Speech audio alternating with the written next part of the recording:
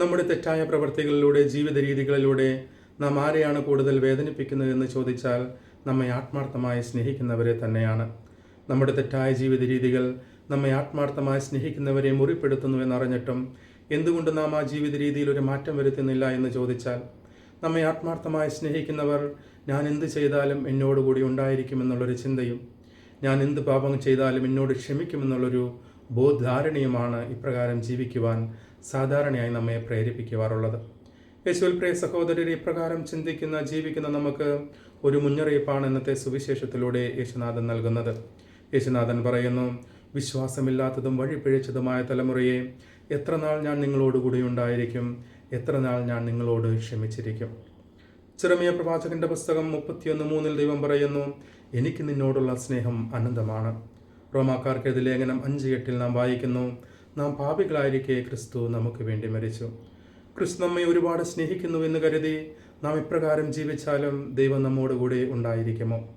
റോമാക്കാർക്കെതിരെ ലേഖനം 11:12 പൗലോസ്ലിഹ പറയുന്നത്, ക്രിസ്തുവിൻ്റെ കാരുണ്യവും കാഠിന്യവും നിന്റെ ശ്രദ്ധയിലുണ്ടായിരിക്കട്ടെ. വീണവനോട് കാഠിന്യവും കൃപയിൽ നിലനിൽക്കുന്നവനോട് കാരുണ്യവും അവിടുന്ന് കാണിക്കുന്നു എന്ന് പൗലോസ്ലിഹ പറയുന്നു. ഈ വചനഭാഗം നമ്മെ ഓർമ്മിപ്പിക്കുന്നത്, പാപിയുടെ കൂടെ ദൈവമുണ്ടെങ്കിലും നമ്മുടെ പാപങ്ങൾ ദൈവാനുഗ്രഹത്തിന് ഒരു തടസ്സമാണ് എന്ന സത്യമാണ്. രണ്ടാമതായി, ദൈവം നമ്മെ സ്നേഹിക്കുന്നുവെന്ന് കരുതി നാം എന്ത് ചെയ്താലും ദൈവം നമ്മോട് ക്ഷമിക്കുമോ? പ്രഭാഷകന്റെ പുസ്തകം 5:5 നാം വായിക്കുന്നത്, ക്ഷമിക്കുമെന്നോർത്ത് നീ വീണ്ടും വീണ്ടും പാപം ചെയ്യരുത് എന്നാണ്.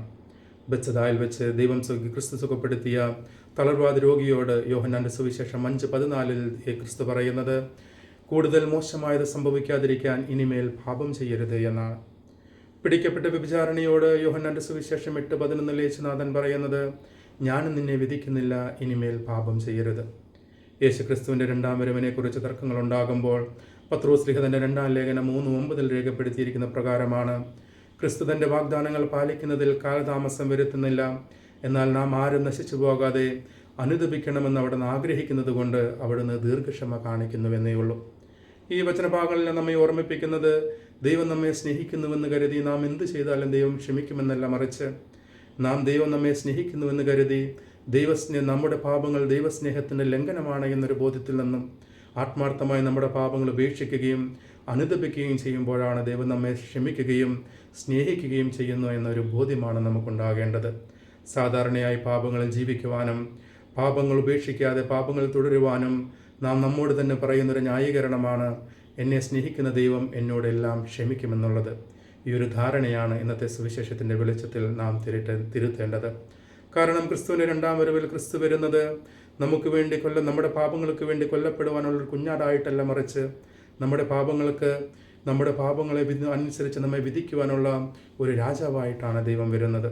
വെളിപാടിൻ്റെ പുസ്തകം 22:12 നാം വായിക്കുന്നു, ഇതാ ഞാൻ വേഗം വരുന്നു, ഓരോരുത്തർക്കും തന്താങ്ങളുടെ ജീവിത രീതി അനുസരിച്ച് പ്രതിഫലം നൽകുവാനായിട്ടാണ് ഞാൻ വരുന്നത്.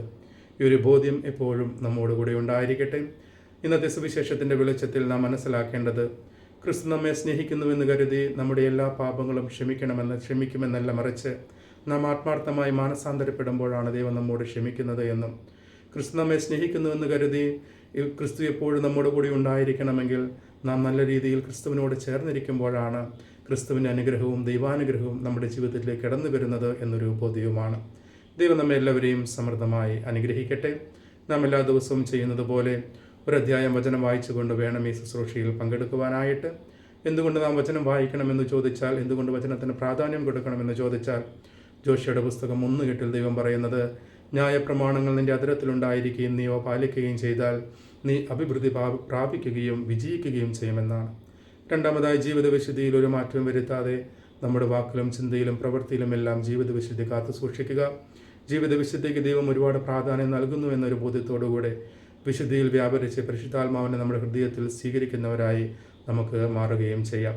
നമ്മുടെ എല്ലാ ആവശ്യങ്ങളും ആഗ്രഹങ്ങളും ദൈവത്തിന് സമർപ്പിച്ച് കർത്താവിൻ്റെ അനുഗ്രഹത്തിനായും സംരക്ഷണത്തിനായും നമുക്ക് പ്രാർത്ഥിക്കുകയും ചെയ്യാം.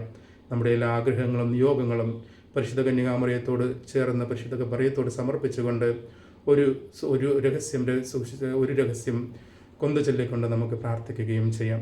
കർത്താവിൻ്റെ ആശീർവാദത്തിനായി നമുക്ക് നമ്മെ തന്നെ ഒരുക്കാം. കർത്താവ് അനുഗ്രഹിക്കുകയും പരിപാലിക്കുകയും ചെയ്യട്ടെ. കർത്താവ് കരുണയായിരിക്കുകയും പ്രസാദിക്കുകയും ചെയ്യട്ടെ.